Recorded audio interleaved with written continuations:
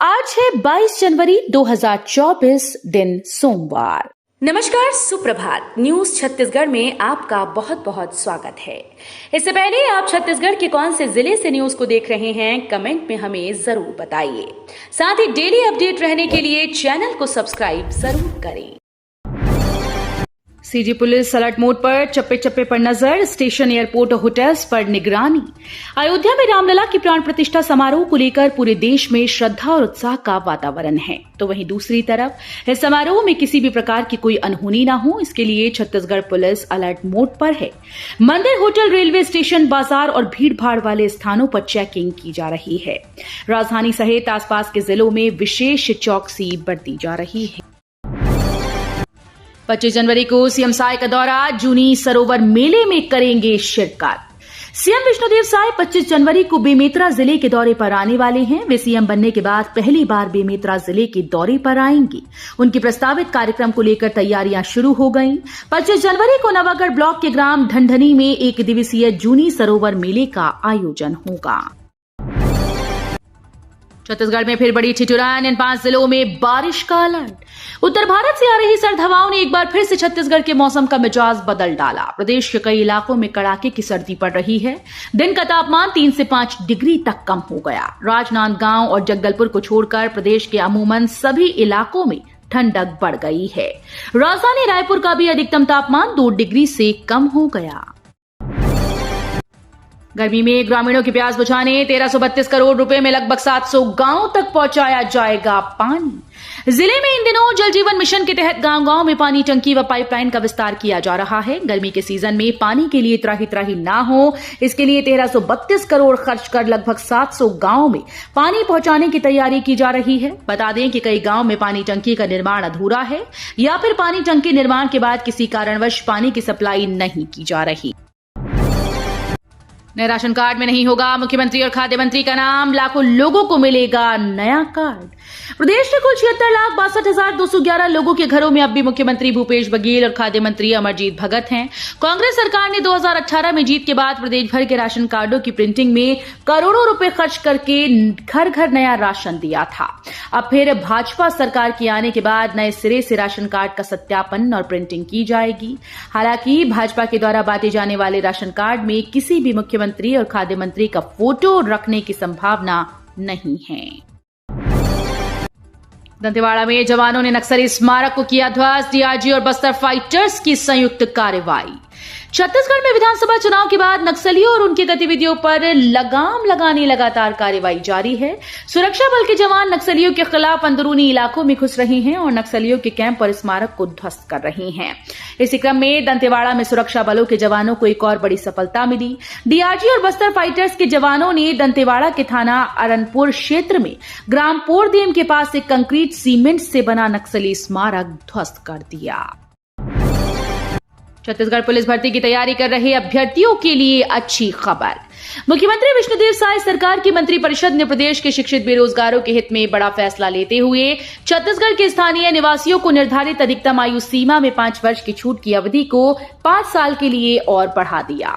अभ्यर्थियों को आयु सीमा में 5 वर्ष की छूट का लाभ 31 दिसंबर 2028 तक मिलेगा। इसी निर्णय के तारतम्य में पुलिस मुख्यालय छत्तीसगढ़ ने जिला पुलिस बल के आरक्षक संवर्ग की भर्ती के लिए ऑनलाइन आवेदन भरने की तिथि को 15 फरवरी से बढ़ाकर 6 मार्च 2024 को रात्रि 11:59 तक कर दिया है। रामलला की प्राण प्रतिष्ठा पर आज शहर में भव्य समारोह।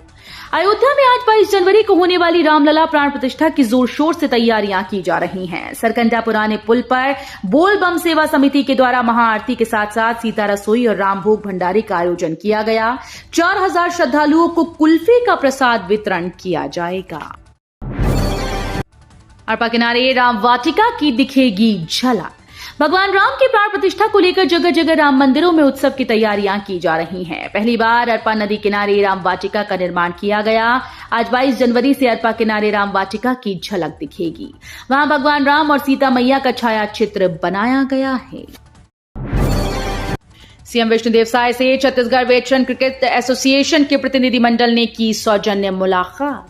मुख्यमंत्री विष्णुदेव साय से सरकार को यहां राज्य अतिथि गृह पहुना में छत्तीसगढ़ वेटरन क्रिकेट एसोसिएशन के प्रतिनिधिमंडल ने सौजन्य मुलाकात की। मुख्यमंत्री साय को प्रतिनिधिमंडल ने बताया कि board for veteran cricket in India द्वारा आगामी 22 फरवरी से 3 मार्च तक देहरादून में इंडियन वेटरन प्रीमियर लीग का आयोजन किया जाएगा। डिप्टी सीएम अरुण साव और वित्त मंत्री ओपी चौधरी ने की विभागीय बजट की समीक्षा। छत्तीसगढ़ में बजट की तैयारी शुरू हो गई। राज्य के वित्त मंत्री ओपी चौधरी ने उप मुख्यमंत्री अरुण साव की उपस्थिति से लोक निर्माण, लोक स्वास्थ्य यांत्रिकी और नगरीय प्रशासन विभाग के बजट सत्र को लेकर विभाग के वरिष्ठ अधिकारियों के साथ चर्चा और समीक्षा बैठक की। मंत्री चौधरी और श्री साव ने बैठक में महत्वपूर्ण योजनाओं के बजट को लेकर विभागीय अधिकारियों से विस्तार पूर्वक चर्चा की। एक साल में सभी राज्यों की विधानसभा की कार्यवाही डिजिटल करने की तैयारी। लोकसभा अध्यक्ष ओम बिरला ने कहा कि एक साल के भीतर सभी राज्यों की विधानसभा का कामकाज डिजिटल प्लेटफॉर्म पर लाने की तैयारी की जा रही है। उन्होंने कहा कि लोकसभा की सभी कार्यवाहियों को डिजिटल कर दिया गया। संसद और विधानसभाओं में ज्यादा से ज्यादा तकनीकी का इस्तेमाल किए जाने पर काम किया जा रहा है। जब उपराष्ट्रपति धनखड़ को भा गया छत्तीसगढ़ का जीरा फुल चावल। इंदिरा गांधी कृषि विश्वविद्यालय परिसर में लगाई गई विकास प्रदर्शनी के विभिन्न स्टॉल्स का उपराष्ट्रपति जगदीप धनखड़, राज्यपाल विष्णुभूषण हरिचंदन और मुख्यमंत्री विष्णुदेव साय ने निरीक्षण किया। बस्तर जोन से लगाए गए लघु धान्य फसलों की प्रदर्शनी में उपराष्ट्रपति ने उत्सुकतावश फसलों की जानकारी ली। कृषि विज्ञान केंद्र कांकेर से आए डॉक्टर राहुल साहू ने उपराष्ट्रपति धनखड़ को बताया कि उनके साथ स्व सहायता समूह की 500 महिलाएं जुड़ी हैं, जो कोदो, कुटकी, रागी जैसे लघु धान्य फसलों का उत्पादन एवं प्रसंस्करण कर अपना जीवन यापन कर रही हैं। लोकसभा चुनाव में पूर्व मंत्री और वर्तमान विधायकों पर दांव लगा रही भाजपा। लोकसभा चुनाव 2024 के मद्देनजर छत्तीसगढ़ भाजपा ने अपने नेताओं के बीच जिम्मेदारियां बांटी। विधानसभा अध्यक्ष डॉक्टर रमन सिंह के बेटे अभिषेक सिंह समेत कई पुराने नेताओं को जिम्मेदारी दी गई। लोकसभा वार्ड प्रभारी से प्रभारी, संयोजक और सह संयोजक नियुक्त किए गए। प्रदेश भाजपा अध्यक्ष किरण देव ने आदेश जारी कर दिया है। छत्तीसगढ़ के पूर्व मंत्री के भाई का कारनामा, 2 साल में एक भी काम पूरा नहीं किया। नवा रायपुर में स्मार्ट सिटी प्रोजेक्ट के तहत Raipur construction private limited company पर बड़ी कार्रवाई के बाद अब परत दर परत कई महत्वपूर्ण जानकारी सामने आ रही है। जानकारी के मुताबिक नवा रायपुर अटल नगर विकास प्राधिकरण में कंपनी को 300 करोड़ से ज्यादा का काम दिया गया था। ये कार्य कांग्रेस शासनकाल में मिला। कंपनी के एमडी मोहम्मद असगर अली पूर्व आवास और पर्यावरण मंत्री मोहम्मद अकबर के भाई बताए जाते हैं। 150 साल पूर्व तय हो गया था रामलला की प्राण प्रतिष्ठा दिवस। छत्तीसगढ़ के राम नामियों का दावा।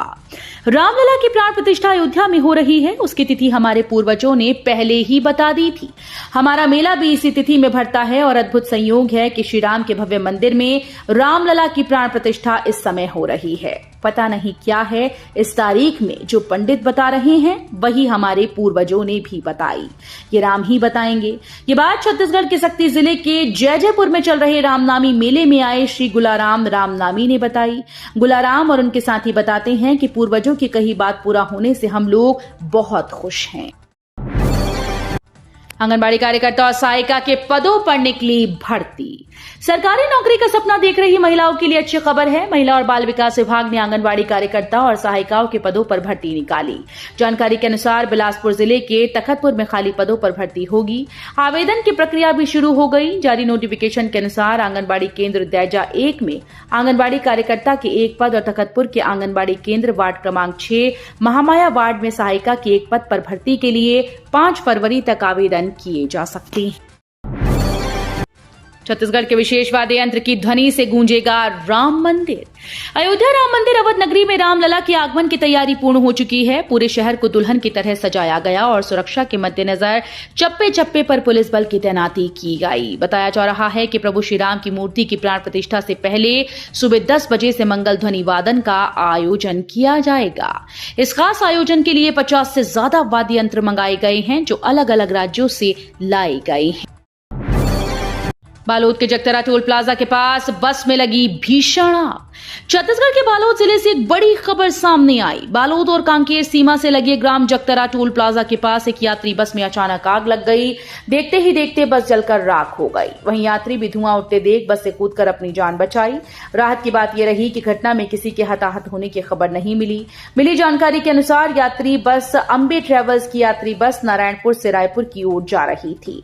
जगतरा घाट पार करने के बाद जैसे ही बस टोल प्लाजा के पास पहुंची, अचानक ब्रेक शू चिपक गया और घर्षण के कारण आग लग गई।